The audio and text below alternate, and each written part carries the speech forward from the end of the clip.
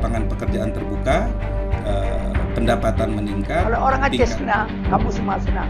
Tapi kenyataan sekarang, dulu sama yang sekarang jauh beda. Kalau dulu Anak-anak yang bapaknya udah syahid, Kompetisi yang baik akan melahirkan pemain tim Karena nasional. kesejahteraan perempuan adalah juga kesejahteraan anak dan kesejahteraan bagi juga kaum.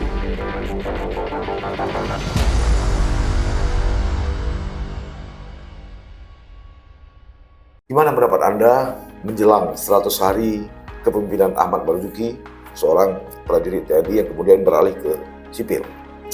Dia bukan lahir dari sebuah proses demokrasi. Iya, bukan dipilih tapi ditunjuk. Ya, Oke. oleh karena itu dalam konteks teori kedaulatan rakyat, dia tidak mendapat legitimasi. Tapi dia ditunjuk dan itu sah. Nah, karena itu kan seorang PJ harus bisa memahami ini, ya, sehingga dia berusaha untuk memainkan dua peran. Jadi PJ ini sebenarnya kakinya dua, ya, satu di daerah, satu di pusat. Mengingat tugas dia berusaha untuk mengkompromikan dua kepentingan tadi itu dengan waktu yang singkat, maka sebenarnya tidak ada waktu dia untuk bermain-main dalam tanda kutip. Dan sehingga muncullah berita hoax, instruksi gubernur, jangan ada orang yang menjadi agen dalam tanda petik jabatan. Itu bagaimana cara beliau untuk? Bagi PJ Ahmad Marzuki tidak sulit sebenarnya, ya. Dia mau peraturan atau perasaan. Kalau kemudian perasaan yang mendominasi, rusaklah itu barang, ya kan? Kalau peraturan yang mendominasi, ada yang sakit hati. Bagaimana dengan persoalan proyek misalnya, ada isu begini begitu, bagaimana cara beliau untuk menghalau ini? Saya pikir para pengusaha ini itu kalau dia fair, ya, kalau fair play, nggak ada masalah. Problemnya kan di tempat kita, sebelum lelang sudah ada pemenangnya.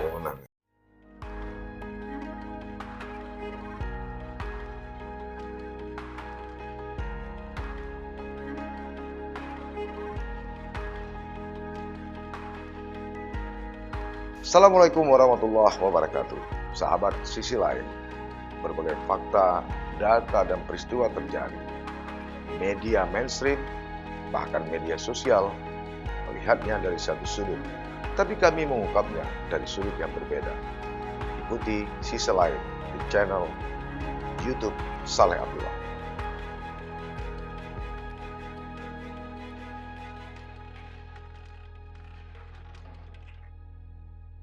Assalamualaikum warahmatullahi wabarakatuh.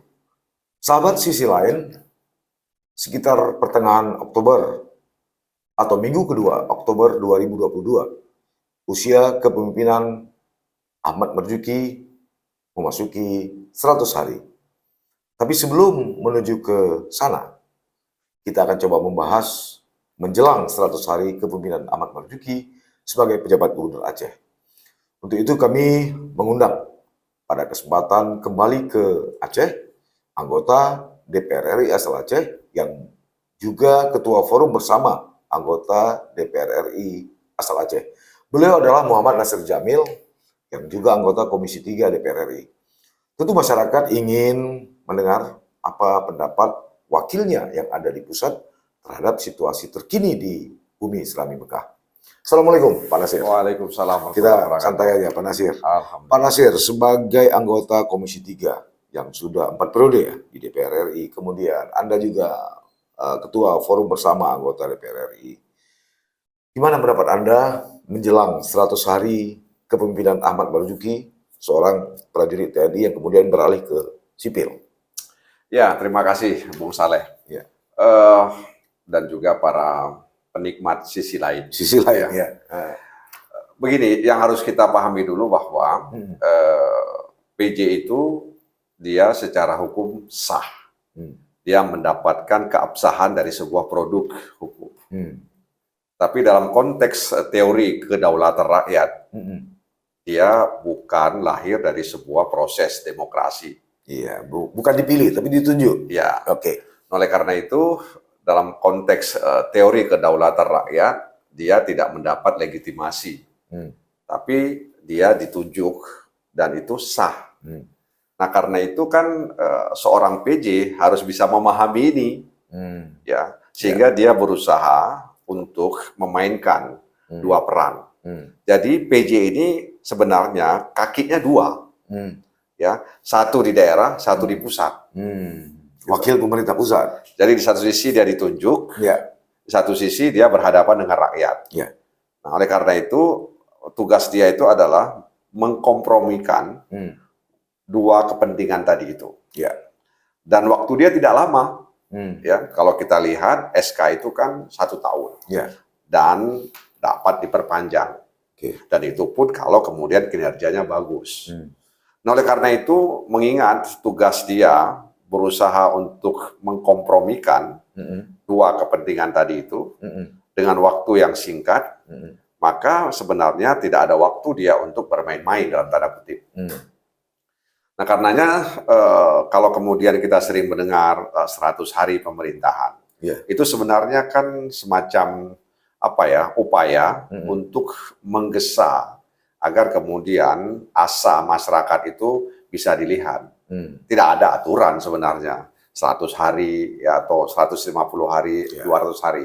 Itu dibuat untuk melihat apakah memang dia bekerja sesuai dengan harapan masyarakat. Jadi 100 hari itu paling tidak orang bisa menilai ini kira-kira cakap tidak, ya kan?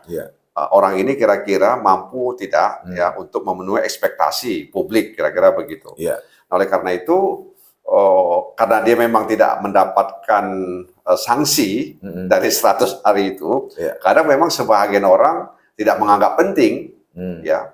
Tapi denyut publik biasanya akan kita lihat dari 100 hari kepimpinan, ya, baik yang definitif maupun yang seperti PJ saat ini. Ya, Anda kan sudah sering pulang pergi Aceh, Jakarta, kemudian sebagai ketua forum bersama, tentu kan banyak aspirasi yang didengar selama di Aceh.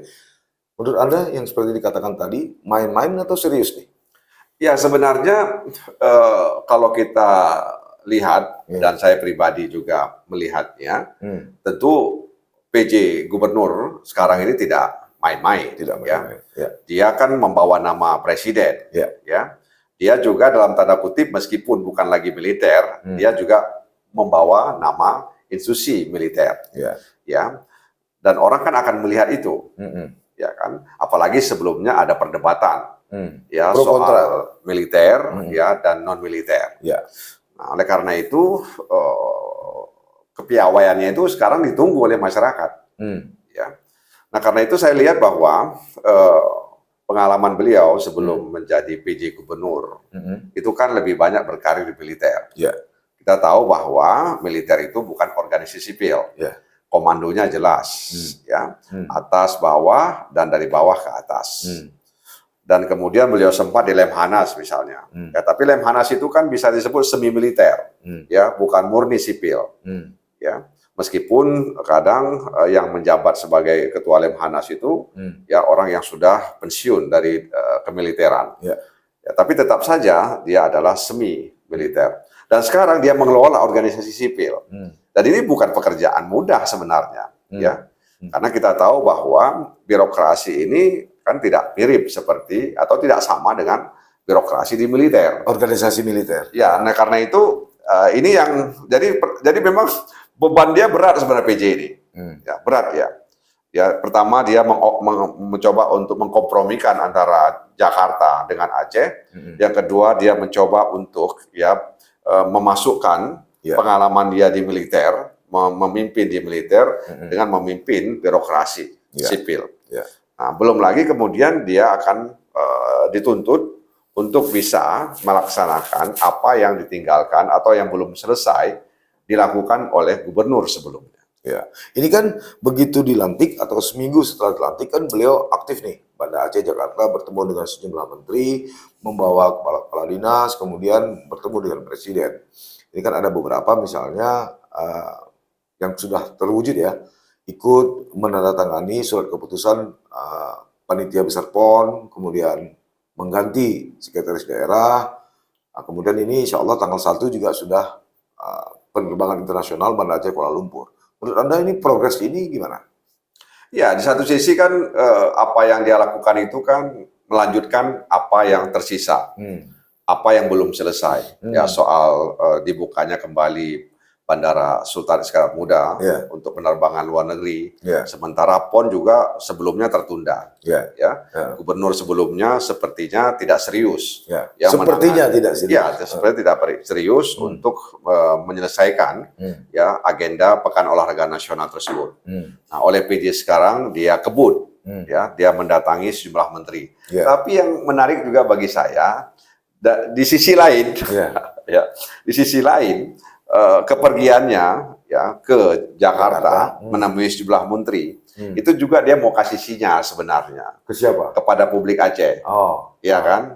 Karena gua ya ditunjuk oleh pusat, maka tidak ada halangan bagi gua untuk menjumpai menteri-menteri itu. Kira-kira begitu. Jadi sisi lainnya dia ingin mengatakan itu sebenarnya kepada publik. Makanya punya relasi yang baik dengan pusat. Iya, ini kesempatan sebenarnya. Ini mirip seperti Bobi Nasution ya di Kota Medan, ya. Dia menantunya presiden. Jadi orang Medan itu berharap ya Bobi Nasution mengerjakan pekerjaan-pekerjaan besar yang selama ini barangkali tidak berjalan dengan baik.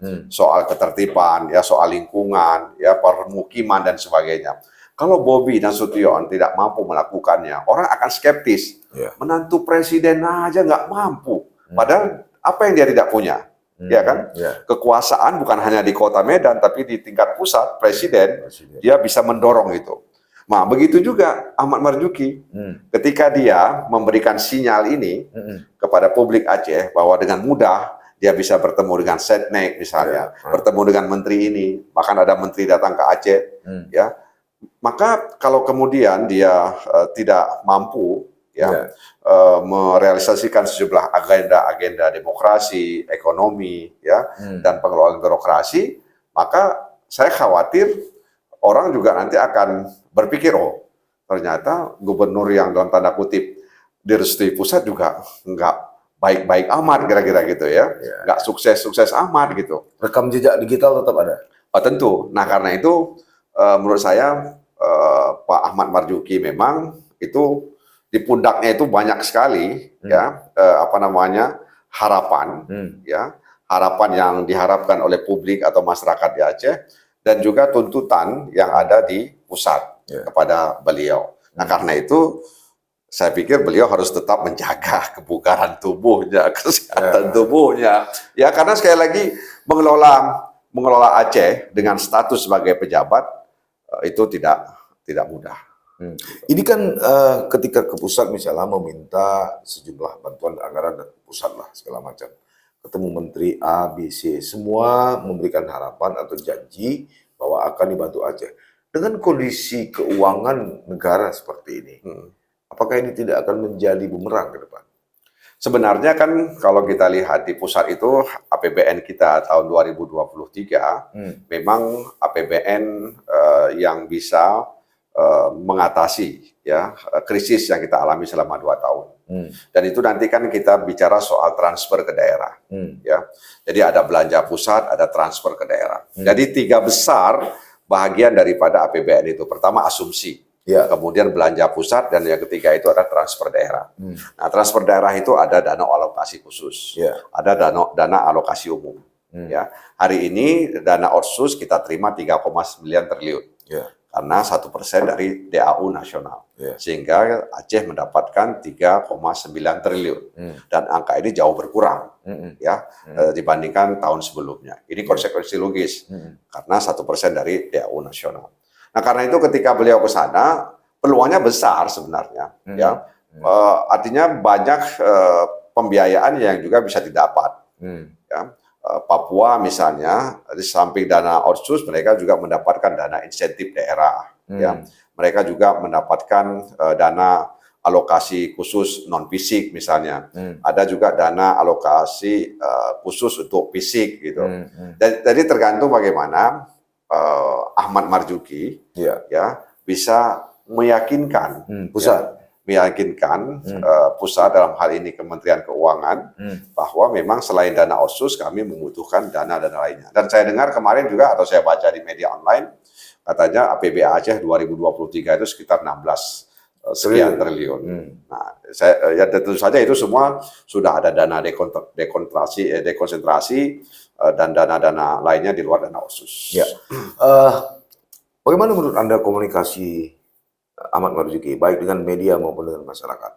Apakah ada perlu diperbaiki atau memang sudah memadai? Ya, sebenarnya kan masyarakat itu butuh informasi, ya. Dan pemerintah itu harus menampakkan apa yang dia kerjakan. Waktu saya ke California, di sana itu tagline-nya pemerintahan kota di sana, mereka tulis begini, "What we do." Lihatlah apa yang kami lakukan, ya kan? Jadi itu di mana-mana itu saya lihat, ya, what we do, ya, lihatlah apa yang kami kerjakan. Karena memang masyarakat butuh, ya, dan itu adalah hak daripada masyarakat untuk melihat apa yang dikerjakan oleh pemimpin mereka, dalam hal ini PJ Gubernur. Ya. Nah, karena itu menurut saya tidak tepat kalau kemudian tidak mau dipublikasi, ya, tidak mau diberitakan, tidak mau dinampakkan. Justru progres-progres ini harus dimunculkan sehingga kemudian masyarakat bisa menilai, mengevaluasi terkait dengan perjalanan pemerintahan selama masa transisi ini. Nah, karena itu dalam pandangan saya sebenarnya PJ di satu daerah itu, karena kita 2024 akan menghadapi perhelatan demokrasi, pileg dan pilkada, maka tugas PJ itu dalam pandangan saya itu 3. Ya, yang pertama mempersiapkan, ya, pemilu yang berkualitas, ya, sehingga kemudian masyarakat, ya, tidak lagi punya kebiasaan-kebiasaan lama yang itu kontraproduktif dengan nilai-nilai demokrasi. Jadi dia mempersiapkan dan memastikan bahwa demokrasi di Aceh itu akan berjalan sesuai dengan norma-norma dan juga berkualitas. Jadi kalau kita lihat pemilu itu kan luber dan jurdil, ya, langsung, umum, bebas, rahasia, jujur dan adil. Oke lah, luber, ya, selama ini sudah kita praktekkan, tapi jurdil itu kan masih jauh dari harapan. Nah, karena itu dia harus memastikan selain luber, pemilu nanti itu benar-benar jujur dan adil, sehingga masyarakat bisa mendapatkan apa yang mereka harapkan dari seorang pemimpin. Dan yang menarik dalam pandangan saya, kalau seorang PJ Gubernur, PJ Bupati, PJ Wali Kota mempersiapkan pemilu yang berkualitas, ini akan berdampak terhadap apa yang mereka wariskan. Maka ketika satu daerah masyarakat mendapatkan pemimpin yang definitif, maka warisan yang telah dikerjakan oleh PJ ini akan dilanjutkan. Kalau misalnya pemilu itu tidak berkualitas, apalagi tidak jurdil, maka ada kekhawatiran apa yang sudah dilakukan, apa yang sudah dirintis, ya, justru nanti diabaikan, bahkan dimasukkan dalam kotak. Jadi sebenarnya mempersiapkan pemilu yang berkualitas, pemilu yang jurdil, ya, pemilu yang partisipatif, itu adalah bahagian untuk, ya, meninggalkan warisan. Warisan ini kemudian dikerjakan oleh pemimpin yang definitif. Oke, yang kedua? Yang kedua adalah pandangan saya itu adalah bagaimana dia mengelola, ya, birokrasi. Ya, kita tahu bahwa birokrasi kita itu kan belum seperti yang diharapkan. Ya. Nah, karenanya Di mananya yang tidak seperti ya, bagaimana birokrasi itu kan mesin, ya, mesin pemerintahan untuk melayani masyarakat, ya kan, melayani masyarakat. Nah, problemnya hari ini kan masyarakat tidak terlayani dengan baik. Ya, kita dengar keluhan-keluhan masyarakat misalnya, ya, mengurus ini, mengurus itu, kemudian ada problem di jalan, ada problem di ruangan dan lain sebagainya. Oleh karena itu, birokrasi dia harus pastikan mesin ini bekerja untuk menyelenggarakan kepentingan publik, melayani masyarakat, ya, terutama soal izin, ya, izin berusaha, bagaimana pengusaha bisa mendapatkan kepastian dari penyelenggaraan sektor publik, ya, sehingga waktu yang tersedia benar-benar digunakan. Sebab bagi pengusaha waktu itu adalah duit. Ini menarik soal investasi atau pengusaha. Masih ada timbul stigma bahwa Aceh ini tidak aman atau masih kurang nyaman bagi investor sehingga malas hadir. Sebagai anggota Komisi 3 gimana Anda melihatnya? Sebenarnya kalau dikatakan tidak aman ya tidak juga, ya. Bahwa ada kejadian-kejadian kriminal itu juga terjadi di tempat lain. Saya lihat ada semacam skenario besar ya untuk meminggirkan dan memarginalkan Aceh dalam konteks investasi tadi.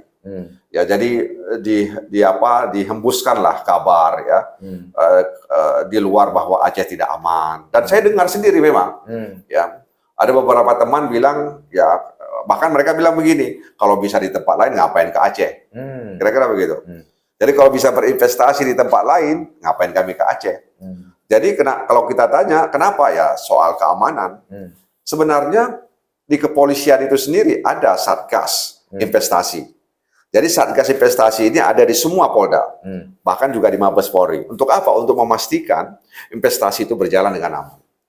Dengan kata lain, kalau kemudian Aceh tidak aman ya dengan investasi, maka kita harus pertanyakan Satgas investasi yang ada di Polda itu apa kerjanya? Ya, apakah hanya mereka menunggu laporan atau mereka kemudian bersama pemerintah setempat ya berkolaborasi untuk kemudian memastikan hambatan-hambatan ya, apakah hambatannya birokrasi atau hambatannya keamanan di lapangan. Tapi sebelum investasi besar aja Pak Nasir, beberapa waktu lalu soal soal tambang ilegal itu juga melibatkan banyak oknum.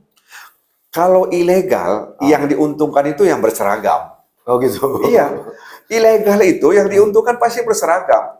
Yang ilegal itu yang diuntungkan itu orang yang punya kuasa. Makanya kenapa kemudian kita lihat ada pembiaran. Ya, sebab kalau itu ditata, maka oknum-oknum itu tidak akan bisa mendapatkan lagi seperti yang mereka dapatkan ketika ilegal. Nah, oleh karena itu saya heran juga kenapa tidak dilegalkan. Kalau dilegalkan, maka itu ada pendapatan untuk daerah.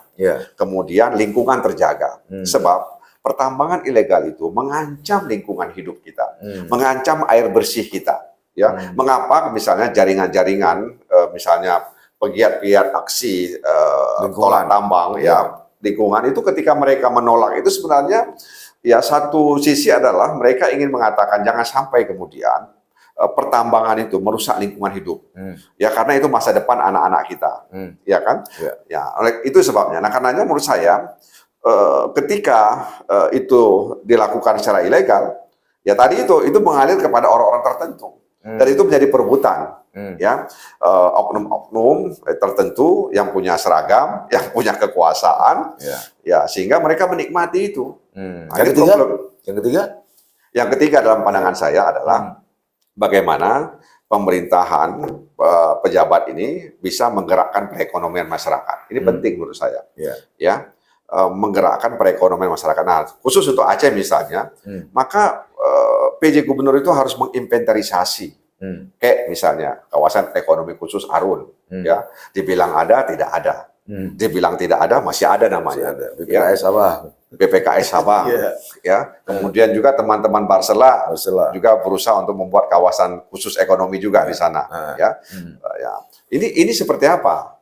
Jadi memang PJ Gubernur harus fokus kepada yang besar-besar, sebab dampaknya itu besar untuk menumbuhkan dan perekonomian masyarakat. Jadi dia harus fokus, jangan semua mau digarap. Ya. Jadi di belahan utara ada Kek Arun misalnya, di Barsela juga ada upaya untuk menumbuhkan kawasan ekonomi khusus, ya. Kemudian di Sabang dan sebagainya. Dan ini kan butuh investasi, dan ini kan butuh kepercayaan, begitu loh. Ya, butuh kepercayaan. Sebab investasi itu kan di samping regulasi, ya, birokrasi dan juga adanya energi. Ya, jadi kalau nggak ada energi, investor juga akan berpikir dua kali ya untuk kemudian masuk ke dalam satu daerah. Jadi mempersiapkan pemilu yang berkualitas, yang jujur dan adil, kemudian mengelola ya birokrasi sehingga penyerapan anggaran ya tidak silpa lagi. Makanya saya dengar PJ Gubernur ini dalam tanda kutip ya sudah menguanti-wanti. Jangan ada silpa. Jangan ada silpa. Oke. Nah, kalau jangan ada silpa, maka salah satu yang diperbaiki itu adalah birokrasi. Makanya kemarin dalam rapat dengan pemerintah di Badan Anggaran, saya minta agar dana Otsus ini dievaluasi. Ya, karena silpanya terlalu besar, saya bilang. Ini kenapa? Apakah aturan di pusat yang menghambat? Ya, sehingga kemudian silpanya menjadi besar, atau kapasitas perencanaannya yang lemah, dan kemudian diikuti dengan kemampuan untuk mengeksekusinya yang lemah. Harus dievaluasi. Anda setuju dengan mutasi? Dengan apa? Dengan mutasi yang bakal Mutasi itu kan sebenarnya ya dikatakan itu exit strategi. exit strategi. Jadi semacam kalau kita di pesawat ada gangguan dan kemudian ini bahaya, ya maka kita harus buka pintu itu untuk keluar. Nah kalau misalnya ada sumbatan-sumbatan, ya dalam birokrasi, apalagi kalau ada patologi birokrasi, ya ada penyakit birokrasi, Itu nggak apa-apa ya. Nggak apa-apa itu ya. maka harus disembuhkan, ya disembuhkan dengan cara merotasi, ya karena rotasi itu kan penyegaran. Tapi harus benar-benar dipilih menurut memang kemampuannya, ya jangan karena permintaan A, permintaan B, permintaan C, dan itu tidak akan menyelesaikan masalah. Ini kan pandangan subjektivitas. Siapapun pemimpin daerah, maukah dia dipilih definitif ataupun ini kan sering sekali kita dengar dimanapun ya, termasuk di Aceh. Seorang pemimpin katakanlah seperti Ahmad Marzuki sudah on the track. Tapi kan bagaimana cara beliau mereduksi kepentingan-kepentingan orang dalam lingkarannya. Ya kan? Seperti tadi misalnya mutasi. Bukan tidak menutup kemungkinan beberapa waktu lalu heboh di media, malah di WhatsApp beredar kabar ini ada orang-orang dekat yang mulai membuat pendekatan sehingga muncullah berita hoax, instruksi gubernur. Jangan ada orang yang menjadi agen dalam tanda petik jabatan. Itu bagaimana cara beliau untuk bisa? Memang ini nggak mudah memang. Atau dalam meminjam bahasa teman saya yang sudah almarhum itu, ini ngeri-ngeri sedap. Ya, ngeri-ngerinya begini, kalau dia akomodatif, ya nanti dia ditinggalkan, atau mungkin demarketingkan, ya dirusakkan, ya. Muncul nanti berbagai macam isu tentang beliau ini. Ya, sedapnya kalau dia mampu melewati ini. Menurut saya kan sekarang sudah ada regulasi yang mengatur itu. Ya, sudah ada regulasi yang mengatur misalnya bagaimana menempatkan orang dalam satu jabatan. Ya, di pusat kita lihat ada open bidding misalnya. Ya, bahkan di luar daripada kementerian itu orang bisa masuk. Ya, untuk menempati pos-pos tertentu. Membutuhkan kualifikasi tertentu. Jadi bagi PJ Ahmad Marzuki tidak sulit sebenarnya, ya dia mau peraturan atau perasaan, ya dia mau main di peraturan apa mau main di perasaan. Tapi kan sebagai manusia kan manusiawi kan sekali perasaan. Apalagi ada orang-orang tertentu yang mengklaim yang memiliki jasa paling besar untuk mengurus beliau sebagai PJ Gubernur. Ya tetap saja ada basicnya gitu, ya. Jadi perasaan ini kalau mengabaikan aturan itu akan menghadirkan kehancuran, ya. Oleh karena memang peraturan juga, ya kalau terlalu kaku, ya kemudian tidak ada unsur manusiawinya, ya juga itu tidak berdampak, gitu ya, tidak berdampak untuk hasil yang diinginkan dari seorang pejabat yang ditempatkan di situ. Jadi dalam pandangan saya kalau kita bicara mutasi, ya maka harus proporsional antara peraturan dan perasaan. Kalau kemudian perasaan yang mendominasi, rusaklah itu barang. Ya kan? Kalau peraturan yang mendominasi, ada yang sakit hati. Bagaimana dengan persoalan proyek misalnya? Ada isu begini begitu. Bagaimana cara beliau untuk menghalau ini? Saya pikir para pengusaha ini itu kalau dia fair, ya, kalau fair play, nggak ada masalah. Problemnya kan di tempat kita, sebelum lelang sudah ada pemenangnya. Kan begitu. Itu kan prakteknya dari tahun ke tahun seperti itu. Iya. Jadi sebelum lelang, sudah tahu siapa pemenangnya. Ini yang tidak buat fair sebenarnya. Jadi saya pernah duduk dengan teman-teman pengusaha, saya tanya dengan mereka, bagaimana kalau misalnya lelang proyek, apakah di Aceh misalnya, itu secara fair, apakah kalian siap? Siap katanya. Dan mereka mencontohkan bagaimana APBN, ya proyek-proyek yang dibiayai oleh APBN, itu sangat fair play dia bilang. Jadi sebenarnya contohnya sudah ada. Jadi Pak Ahmad Marzuki tidak usah khawatir, ya kalau kemudian dia taat ajas, ya kemudian juga dia taat dengan aturan bagaimana suatu proyek itu dilelang. Teman-teman anti korupsi pernah memohon ketika pertemuan dengan baik dengan jurnalis maupun dengan organisasi masyarakat sipil. Mereka minta untuk tidak ditempatkan lagi anggaran bantuan bagi organisasi vertikal. Menurut Pak Nasir gimana? Sebenarnya aturannya itu boleh, tapi cuma sekali. Ini udah berkali-kali kan? Ya, jadi cuma sekali gitu loh. Ya, jadi kalau misalnya ada seorang gubernur, ya 5 tahun dia memerintah, dia cuma sekali. Itu aturannya itu. Ya, itu aturannya begitu. Cuman prakteknya tiap tahun kan? Tiap tahun. Ya, tiap tahun. Nah, karena itu memang ini harus dievaluasi. Ya, artinya kalau memang mengalokasikan dana untuk instansi vertikal dan itu menunjang ya visi, misi dan program daerah itu harus dipertimbangkan untuk dialokasikan. Tapi kalau kemudian ya itu tidak beririsan dengan visi, misi dan program pembangunan di Aceh, maka itu harus dievaluasi dan ditiadakan lagi alokasinya. Ya kalau misalnya pembangunan lapangan tenis, gimana tuh? Ya kalau itu jauh lah dari harap, jauh dari itu menurut saya nggak penting itu, nggak penting. Artinya nggak perlu dibiayai oleh APBA misalnya untuk instansi vertikal, ya kan? Karena itu tidak beririsan dengan kepentingan publik. Jadi harus memastikan bahwa pembangunan itu beririsan dengan kepentingan masyarakat banyak. Dan kemudian menunjang pelayanan masyarakat. Misalnya ada alokasi untuk kepolisian daerah misalnya. Kita harus pastikan bahwa bantuan itu kemudian bisa mempercepat fungsi pelayanan ya polisi kepada masyarakat sehingga kemudian masyarakat terjamin. Ya artinya dia aman, dia tertib, ya dia nyaman ya ketika dia melakukan kerja-kerjanya di daerah. Ya misalnya kalau bangun katakanlah kantor polsek atau koramil di daerah terpencil itu kan bermanfaat. Itu bermanfaat dibandingkan membangun lapangan tenis, lapangan parkir atau lapangan tembak itu kan. Ya kan?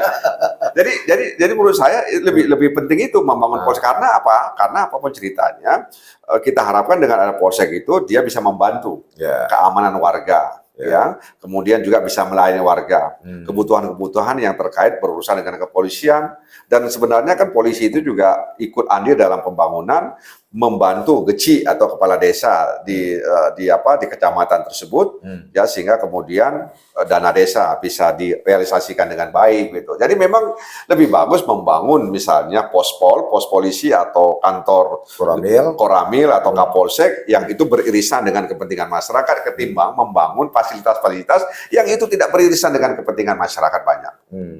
Itu menurut saya. Jadi tapi kemarin ya beberapa hari lalu maksud saya di Banggar itu juga dibicarakan masalah dana hibah untuk instansi vertikal. Banggar DPR RI. Banggar DPR RI. Jadi teman-teman ketika selesai rapat dengan pemerintah kita duduk di ruang pimpinan dan di situ hadir pimpinan Banggar, anggota Banggar. Kita bicara soal dana hibah untuk instansi vertikal. Jadi aturan mainnya cuma sekali. Tapi prakteknya berkali-kali gitu loh. Nah, tapi memang teman-teman itu bilang herannya mereka bilang kalau untuk misalnya Kementerian Agama itu nggak pernah dikasih sama pemerintah daerah, tapi kalau misalnya polisi yang minta, itu kan, kejaksaan yang minta, ya kemudian tentara yang minta, belum diminta udah dikasih.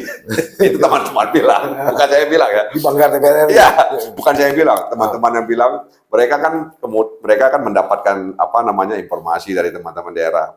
Ya, ketika bicara dana hibah, kadang-kadang ada Kementerian Agama, ya, dia misalnya meminta dana kepada pemerintah daerah karena ada bangunan gedung MIN yang sudah memang rusak berat ya, ada gedung MAN atau ada fasilitas pendidikan di Kementerian Agama yang belum tertangani. Itu jarang sekali mendapat perhatian. Tapi kalau yang baju coklat, yang baju hijau, ya belum diminta sudah dikasih. Oke, apa masukan Pak Nasir Jamil terhadap Ahmad Marzuki? Menurut saya dia harus mempublikasikan apa yang sudah dia kerjakan karena itu adalah bahagian untuk merajut harapan. Ya, waktunya yang singkat ini maka dia harus menggerakkan ya pusat-pusat perekonomian yang berdampak besar terhadap masyarakat banyak. Ya, seperti yang kita sebutkan tadi kawasan ekonomi khusus Arun di Barsela, Sabang, kawasan industri Aceh. Ya, yang hari ini seperti mati suri, ya kan? Dan bagaimana kemudian bisa memastikan bahwa investor itu menanamkan investasinya di Aceh. Jangan sampai kemudian para investor mengatakan kami jera, ya, berinvestasi di Aceh. Jadi waktu dia tidak banyak, ya, waktu dia tidak banyak. Dan itu pun nanti kalau hasil evaluasi dia bisa perpanjang. Nah, karena itu tidak mau memang dia harus menggerakkan. Oke, Menggerakkan kekuatan. sama Polres kan birokrasi. sudah ketemu di Jakarta ya. Kita sudah ketemu, tapi memang tidak lama kami menggelar pertemuan itu karena beliau juga punya kegiatan lain dan belum secara keseluruhan sebenarnya apa yang ingin beliau sampaikan. Cuman waktu itu Pak Ahmad Marzuki menyampaikan bahwa dia sudah datang ke menteri ini, tolong dong teman-teman di Aceh yang ada di DPR untuk bisa meneruskan apa yang sudah kami sampaikan kepada menteri terkait begitu. Jadi secara keseluruhan dia belum memberikan kepada kami visi misi dan apa yang akan dia lakukan ya selama kepemimpinan yang singkat ini. Gitu. Baik, terima kasih Pak Nasir atas Terima kehadirannya. kasih, Bu Tanpa sadar kita sudah bicara 30 menit lebih. Sahabat sisi lain, itu tadi perbincangan kami dengan Pak Nasir Jamil, anggota Komisi 3 DPR RI, kemudian juga Ketua Forum Bersama Anggota DPR RI asal Aceh. Tentu saja kami tidak mengambil kesimpulan. Andalah yang berhak mengambil kesimpulan dari apa yang kami bicarakan tadi.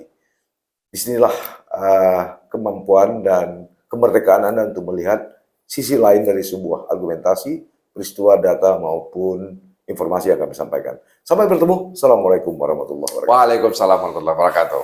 Makasih. Ya. Bu Saleh.